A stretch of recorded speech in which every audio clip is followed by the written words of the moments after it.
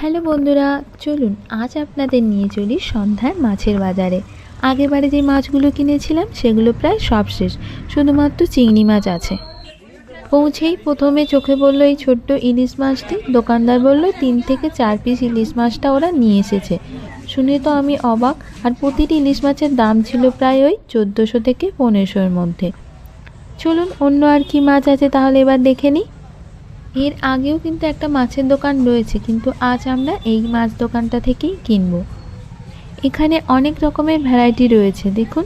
কিন্তু মজার ব্যাপার কি বলুন তো, এখানকার অনেক মাছের নাম আমাদের কিন্তু একদমই চেনা নয়।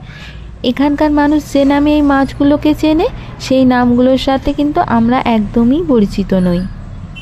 আমার সামনে রয়েছে রূপসা মাছ, তার আগে রয়েছে পাবদা, ওদিকে ট্যাংরা, এখানে তেলাপিয়াও আছে, আর এদিকে আছে পাঙাশ ট্যাংরা, তারপরে ওদিকে আছে রুই, কাতলা, আর ওই যে ওইখানে আছে আবার পার্শে মাছ, যেটা আমার মেয়ের জন্য নেওয়া হয়েছে।